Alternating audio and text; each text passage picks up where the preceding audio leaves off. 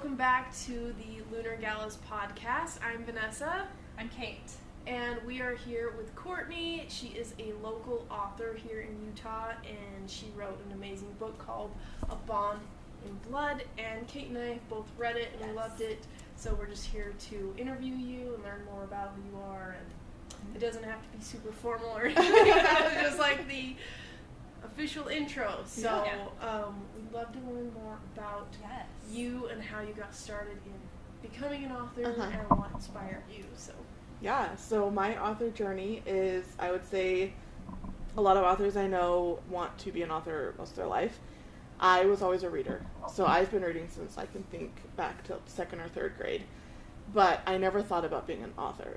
I always did some type of writing in school. I was always in English, but I was always a reader. So never thought about writing. It was just, you give me a book, I was going to consume it. And then in the beginning of 2023, we lost my mother-in-law. And I had not read in about 10 years because I had small babies. I had small kids. I had my kids very young, and I stopped reading because it's very hard to read toddlers. It's very difficult. Very difficult to read as a toddler. Especially when you're an avid reader and like you get into the book and then suddenly there's chaos. I'm like I can read, let's take a big book for Crescent City, for example. I could read that in one single day. Like, I'm just a focus in person. I'm not a you can interrupt me type of reader. And so having toddlers made it difficult to focus. And so I turned back to reading as like a way to kind of heal from how quickly we had lost her and like a lot of things were going on. And I discovered romantasy. I didn't even know that like adult fantasy books were a thing. It was like any book. I mean, Amazon was like, do you want to read this one? And I was like, yeah, I do. And do you want to read this one? Yeah, I do. And so I just kept buying them. And as I was talking about reading, my husband, and I have 2 nieces I'm very close to, kept, well, you should write a book. You should write a book. And I was just in the middle of starting a new job. And I was commuting suddenly again for the first time in 4 years. And my first book came to me. And I was like, think about it, 30 minutes there, 30 minutes back. And I just sat down and wrote it one day. And I wrote my first book in 3.5 weeks. And it was crazy. And I started writing it. I was going to school at the time. And I went to my husband, and it was in summer break. And I told him first, had like 4 chapters written. And he was like, what on earth? And I went, I'm going to finish this before school semester starts again. And he was like, oh, okay. And so taking a really good break. He was like, great. And so I did. And then I think back, so that was in 2023. It's been 2 years now since I started writing. It's kind of like right time, right place to realize it's what I've always wanted to do. I used to always daydream as a kid. I was always thinking about my books. I just never translated that into myself being a storyteller. And so always around stories, but discovering writing stories. And then what really kind of pushed me into really pursuing it was in 2024. I was one of the recipients of L.J. Andrews Indie Author Awards. Oh, wow. Yeah. And so when I got that, I was like, you know what? I can do it. Because I thought to myself, I said to my husband, I want to publish my first book on my 30th birthday. And that would have been December 2023. I got the scholarship in 2024. And I was like, you know what? I can do this. Like, I'm going to. And I just went like full steam ahead. And A Bond in Blood was my 4th book in 9.5 month time. From the time. 9.5 months? Yeah, I wrote A Bond in Blood in 12 days. That's so much. So this was written in 12 days last October. Really? Wow. Yeah. 12 days? Yeah. Like, did you sleep and eat? I was in a lucky time period. I was recovering from medical leave, so I shattered my elbow last August, and I was on medical leave. I couldn't do anything. I could not I couldn't dress myself. I wasn't even allowed to pick up my phone. I was this close to having an entire replacement of the joint. And so that meant I work in tech. At the time I worked in finance, but I'm emailing. So I couldn't sit at a computer. Like that movement when you're sitting at a computer was agonizing. Just the weight on my elbow. And when I finally got the go-ahead, when I realized I could type with a pillow propped under me, I had 10 days left until work. I got back to work.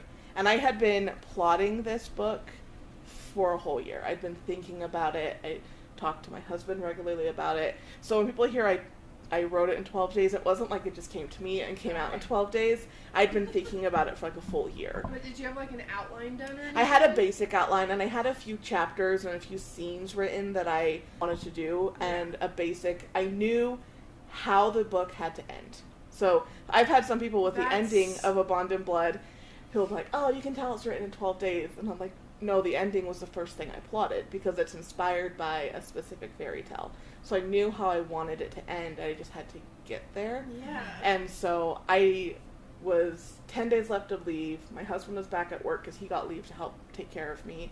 The kids were in school, and I was alone all day.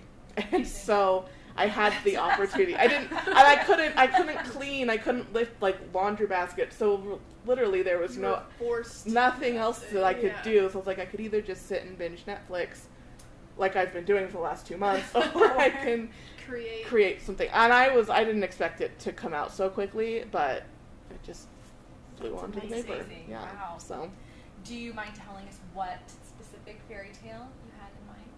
Or was that a spoiler for the next book? No, it's not a spoiler for the next book. It's kind of a spoiler for A Bond in Blood. Okay. But a lot of people aren't familiar with it. So it's technically, I've had people liken this to Beauty and the Beast. It is the fairy tale that inspired Beauty and the Beast. Okay. So that's what it inspired. And so that's where you get those Beauty and the Beast elements into it. The Beast comes to claim her and things like that. But there are certain nuances to this book that makes it separate. It's one of my favorite fairy tales growing up. My favorite movie was inspired by it. My all-time favorite book was inspired by it. So I told my husband, like, I want to write my own retelling of it. Cool. That's cool. So that's why I've been thinking about it for so long. So we don't normally get caught off guard by a twist.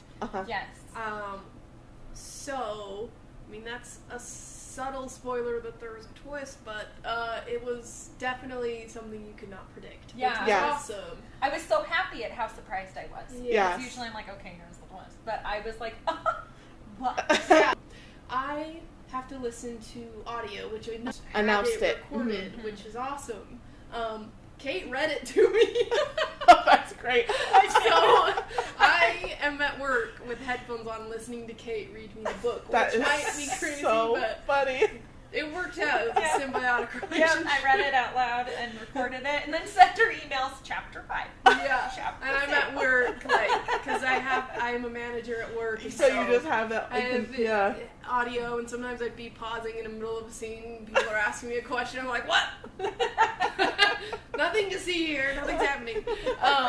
But I remember the moment when the twist happened, like where I was.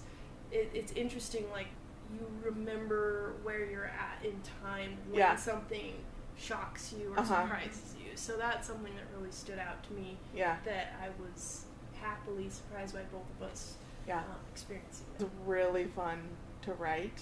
I like twists. I always say the angrier the book makes or the harder it makes me cry, the more I'll recommend it. Yeah. So I love plot twists. I love cliffhangers. I love them. Even though they make me mad sometimes.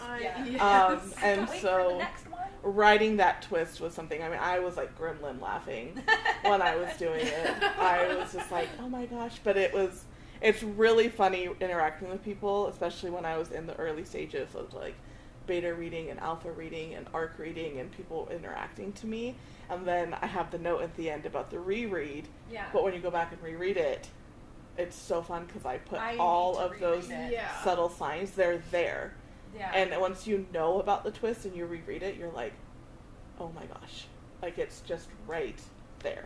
You were like talking about rereading it? Yes, yeah. Because then, now knowing what you know, it would be like, oh, okay. Because at the end, I needed a little help from you. You're like, wait, can you explain this again?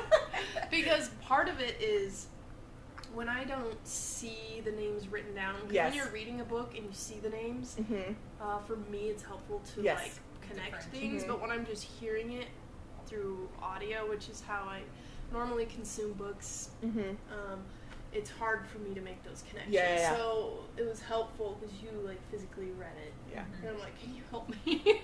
That's what I'm excited with the audiobook. So I only have one male narrator, which is Gabriel Michael, who is Zayden for Fourth Wing. Okay. So a lot of people were really excited about him. But Gabriel has crazy range. So when I was looking at his website and looking at trying to decide, get ready to at least finding my narrators was just like a whole project this summer. Wow.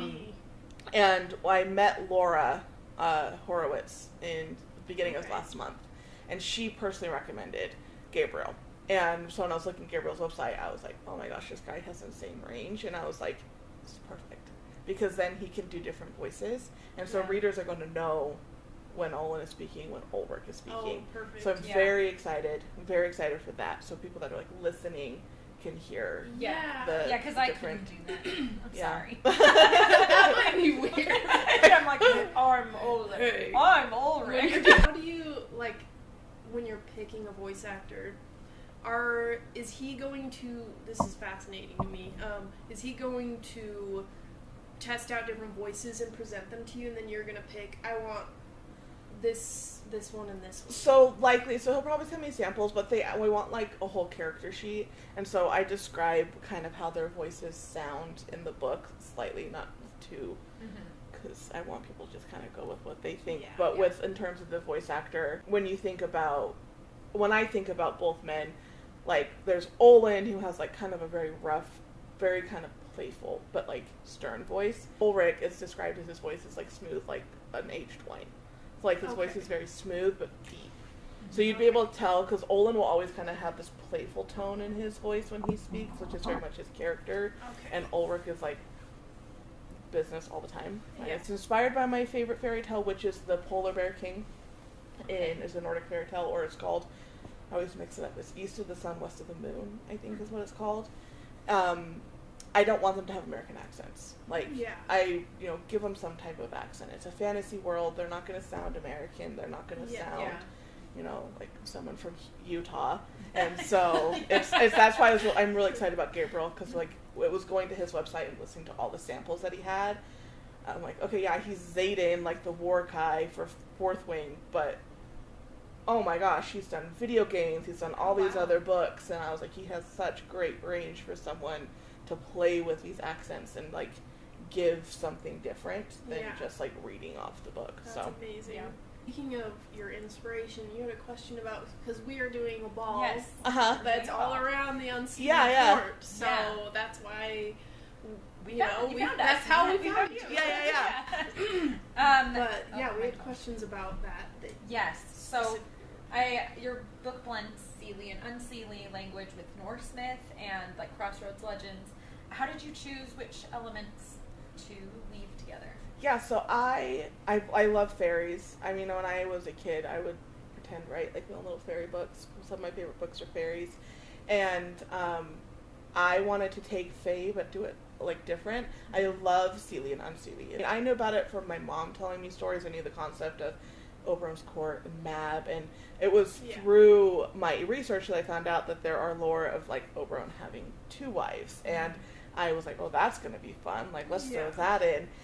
But because it is inspired by a Nordic fairy tale, I was like, he has to be blonde. Let's do Norse gods. Like, all the gods' names they mentioned are gods that I looked up and found, and they're Nordic gods. Norse mythology and Norse gods, there's not much about them. It's fascinating, but there's not very many remaining text about them, so that was, like, one of my favorite parts about this book. And then the Crossroads legend, that comes down to, this book actually blends into a multiverse.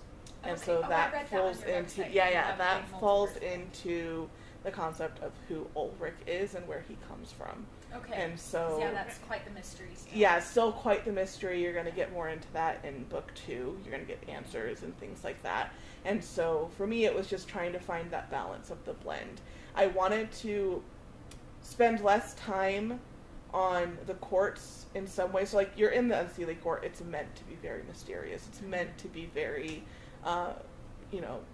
Brenna's not taught much about it. She even talks about, it's one of the few things she basically was kind of barred from learning about. Yeah. And so book 2 is this dark, mysterious Unseelie Court. And she's not even really given the full, not book 2, book 1. She's still kept in the dark by so much because of really the truths behind the Unseelie Court, which you start to find out towards the end of the book. And I can't remember, I think it was Olin, where one of them says, not Seelie. That's what Unseelie means, not Seelie. And so it's this concept of the Fae world and how does the Unseelie Court come to be, which we will then get into in book 2. So there was Unseelie Court. How did Unseelie come? And so you're going to be, you spend book 1 in Unseelie, and you're going to spend book 2 in the Unseelie Court, and seeing what Brenna's life was before all of this happened, the people that she knew before, how she's now interacting with them after her life has like changed for the last year, and everything that goes down at the end of the book. And so it's just this blend. I really loved the Unseelie mythology, but I loved the Norse mythology, and so just where could I throw things in to make it fun and make it like work together. Yeah. This goes back to saying about there's not a lot known about it, and it's even misrepresented where she's from because it's like hidden and we don't talk about it, or they're bad because they're different, or we don't. And so I liked that aspect that once you got there's actually a lot more depth and a lot more to it than other people on the outside realize. And exploring the darkness is what we like to do in Lunar Galas. And it's important for one's development. And becoming whole and learning through the darkness. So I really liked that about the books. That right there was my main focus on Brenna's character. Up until this moment, Brenna has never experienced any real darkness and adversary in her life. She's never been uncomfortable. You know, minus like she talks about Ulrich's personal bathroom has a running water. Like that's like the most discomfort. And then Brenna grew up without a mom, and so it was this putting this person that basically lives a pretty privileged. Kind of, she feels very confined. She feels very caged in, but she's never had to deal with really anything that causes strain, putting her in that situation of like, how do you deal with this darkness? How do you reconcile with that, and how does that change you? And then Brenna's constant struggle of like accepting some of the things and not questioning them, and then her being like, oh, does that make me a bad person? And so that's one of my things with Brenna's character is she can be quite a lot sometimes, but when you think about she's going through a lot. She's never, ever had to experience anything like this. And so how does someone like that deal with all of these things coming at her constantly, never ending? And she's learning a lot more. She's learning a lot more about what she's capable of and what she actually likes. And then she's kind of like been pushing away, or that's not me, that's not who I am, and then like slowly accepting it. And it reminded me of, I don't know if this relates, I can cut this part out, I'm not sure, this is a personal question. Were you raised Mormon? And are you ex-Mormon? Yes. Feel like, oh, right! Yeah, we're in the same boat. So it's always a little bit like, you're especially in Utah, you're kind of like, okay. I made a lot of connections, feels to go through the dark night of the soul, and everything you thought and believed, every part of your existence changes, and kind of what happened to her, I could see you putting yourself in the book in a way. So 7 years ago, that getting hit with everything I thought I knew, everything I thought I believed, and I had always been, I noticed, if you want to liken it to Brenna was always kind of on this edge of rebellion, but she was always like, well, I can't, Dad's alone, and so I can't leave him. But, you see that in just her interactions with him the first chapter. She's kind of bites back at him and then rears back, and then she'll snap at him and rear back. And so a lot of that is, me as a kid, I would question a lot, but then kind of, oh, well, this is what it was. I grew up with a convert mom, and so I had this second side. My mom grew up in, like, Bay Area, California. She grew up in the military, and so she was this kind of normal, in a sense, outside of growing up with my dad, who's generation after generation after generation of LDS and Mormon. And so it was about 7 years ago that my entire, just for full candidness, we went through the temple as a family at the beginning of that year in 2010, January. 7 years ago. Okay, so so pretty recently. Like I got married when I was 18. So did I. Yeah, so we didn't get married in the temple. My husband was not a member of the church. He grew up in polygamy. so he was very familiar with the church, but he wasn't a member himself. So and I was just like, I'm gonna do whatever I want. Yeah. But it was 7 years ago, so technically 7.5, almost 8 years ago, we went back to church. I had 2 toddlers. I was like, okay, I think I want this. I want this for our family. And then we went through the temple, and I literally felt like everything inside of me had fractured. Like it was the worst experience of my entire life. We went and did our endowments, and I get emotional thinking about it. And my husband said when we came into that ceiling room, my dad's all emotional. My husband, who's he's my best friend. He's like my rock. He said I looked like a cat had been dunked in water, and he knew I have to get her out of here immediately. Yeah. And I woke up that night and I scrubbed my body in the shower and sobbed until I was nearly bleeding. And so, but we were planning on getting sealed. My grandpa was the patriarch. The sealer. He was going to seal us. All this expectation. So it was, I think, the next weekend or 2 weekends later, we were supposed to go down to St. George and get sealed and have all this family there. And I was hysterical, and I told my husband, I was like, I can't do this. And I think back, I am very grateful for what we did. We always joke that we eloped to the temple. I called temples that allowed rentals, like clothing, and Manti Temple did. So we literally, his parents weren't members, but they could be in the waiting room. He wanted his parents there because that was a big thing for them, and their beliefs, and just they were excited, despite the differences of their beliefs. And I, just because I knew my mom and I had a lot of differences, but she and I align a lot with the church. And the day after the temple, I called her, and I was a stay-at-home mom at that time, and she was like, how are you feeling? And I broke down. And she was like, come over right now. And I sobbed. And she couldn't relate. She didn't have the same feeling. Yeah. But she and her husband, and it was my husband's mother and father, were in the temple. And we just did it ourselves. Yeah. But very quickly after that, I couldn't do it. I felt sick constantly. I was pregnant with my youngest. I was just it was just turmoil. And you just feel everything you're going against your nature. You're going against your nature. You're going against the things the fabric of who you are, and you're seeing beauty on these other side. If you liken it to this book, Brenna's, she's finding Ulrich's a little funny, even though he's pretty disturbed. But she's like, I shouldn't laugh at him, and it's just I like having a cup of coffee. It's that was pretty good. That's pretty good. It's really simple things, and so for me, I think back to 7 years ago. 7 years ago, Courtney would just be completely what? Yeah. Excuse me? What are you doing right now? But a lot of my writing and a lot of that healing journey of finding yourself, you'll see in my writing, comes from my experience of what it was like leaving what you're raised in. Yeah. It's hard, and we've talked before, it's worldview shattering, everything. Yes. You have to rebuild your whole understanding of how the world works and everything. Yeah, and when my husband and I came out of the church, our kids, I have 4 kids, and I got married at 18 in the temple at 18.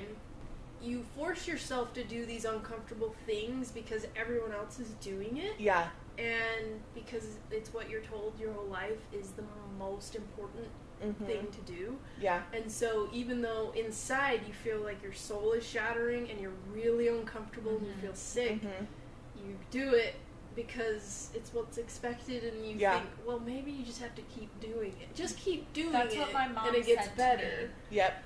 So I went through when I was 20, right before I got married.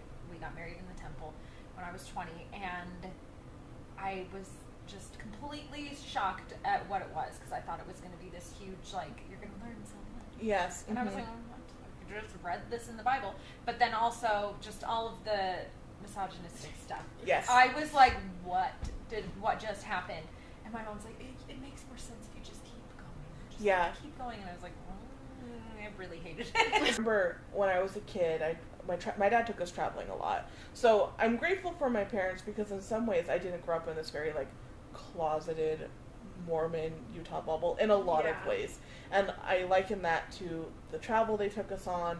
My mom's family, no one is Mormon on that side. And I remember being a kid being told, oh, people who drink coffee and do these things are bad, but my mom's family did. And my mom's, if you read A Bond in Blood, Brenna's grandmother is A little more eccentric than my grandmother, but heavily inspired by my grandmother. okay. She is like my favorite person on the planet. And I would always remember thinking, well, she's not bad.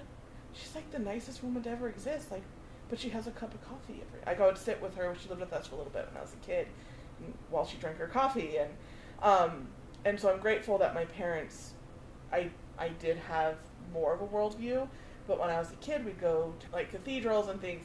And I remember my dad saying to me, "Oh, you feel how empty this is? The temple has more brightness." And I always loved doing baptisms for the dead as a kid. But the day we went and did our endowments, that empty feeling was what I felt. And that freaked me out. Because I was like, I've never felt this in this building before. Yeah. This doesn't feel right.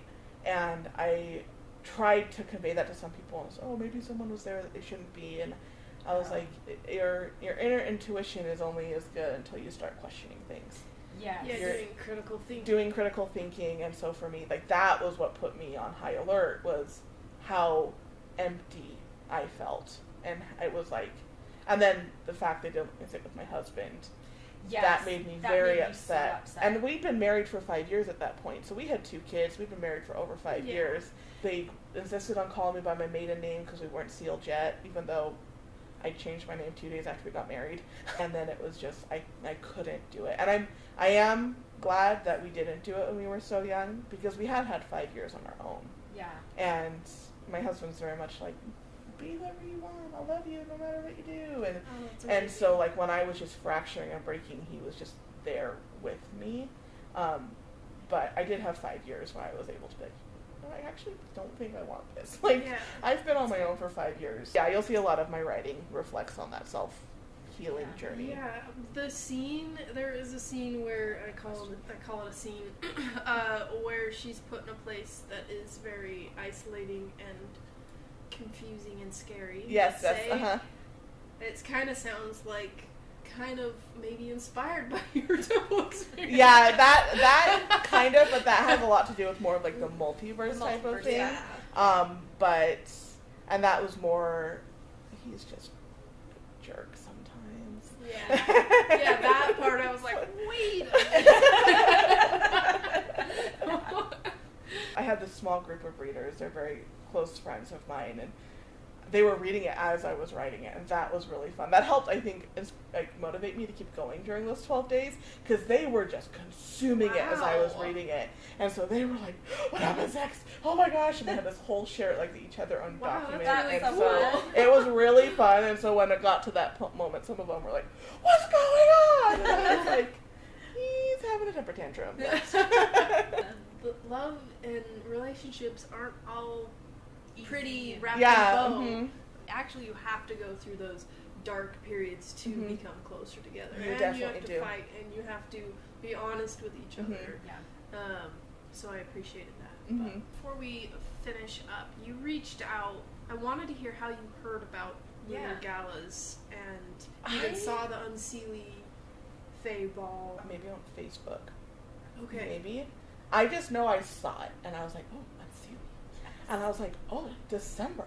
And I was thinking about, like, the rite in this book is kind of around, like, winter or Christmas time. Yes. And I don't remember how I saw it, but I just, like, looked at my husband. And he was like, what? I was like, that's an Unseelie Ball.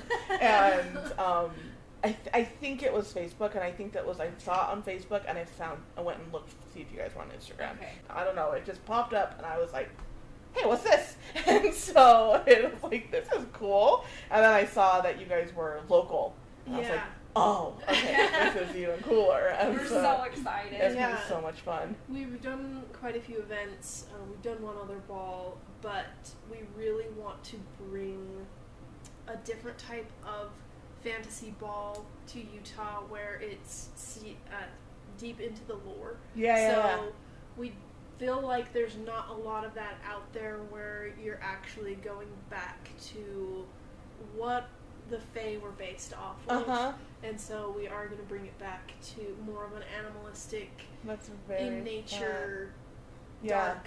Yeah. Getting an alcohol license. I don't know if you drink. Yes, but, yes. It's still not 100% It approved. isn't. We had to go speak to city council in this is wild. It's such a to process. get a permit, to have a licensed bartender at a place that already is insured and everything. You think it would just be like, yeah, we hired a bartender and he's licensed, so it's fine. But you have to speak to city council and the mayor, and we had to be on like YouTube. Yeah, they filming. they live stream the city council meetings. We're talking to the mayor, and we're like, we're just trying to get a single event permit. Yeah. And we had to send, you did all the research. Sent so many things. We had to send maps of the location, like where all the exits are and where the alcohol actually will be. And they're insured. And insurance. And then we had to also pay for something. I don't even know. I have a whole checklist. It's wild. So many things. And things. now it's just sitting at the state level waiting. The plan is we'll have hors d'oeuvres and a bartender. We have a harpist for the beginning part. We have aerialists, Unseelie King and Queen, which we've hired some professional cosplayers, and they're married and they're ballroom dancers, so we're going to do a dance and everything. It's going to be so beautiful. Yeah. Good. We'd love to offer you and your husband a ticket if you want to. Oh, we would love to go. My husband, he gets so much more into this than I. I love fantasy. But he worked in movies and props and costuming. Oh, amazing! So he has a theater. He has a theater degree. Yeah, he has a theater degree, and he did sets and props in college. What a dream! He won like awards for it. Like our house, I always tell people, our offices. He's doing something different in his new office, but our last house, they could not be more different. He's got like homemade Nerf. He'll take Nerf guns from DI, and he'll make them into different things. He's got this massive steampunk gun. That's amazing. He's got all these things, and he's got them all on display, all these knives and, what are they called? Bow and arrows and swords, and my office is like pink and books. And like, that's like, that's so cool. And so he loves the costumes. He has a whole suit of armor. Wow. He loves it. He loves getting into the cosplay stuff.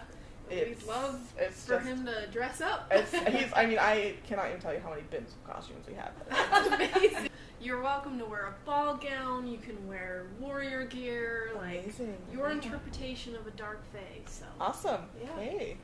Yeah. He's making that mask. Maybe is he? Yeah, he is. Ooh, this would be great. That would be like perfect. advertising for your book. He's in the middle of making that mask right now because he's making it for me to have at tables at events. Yes.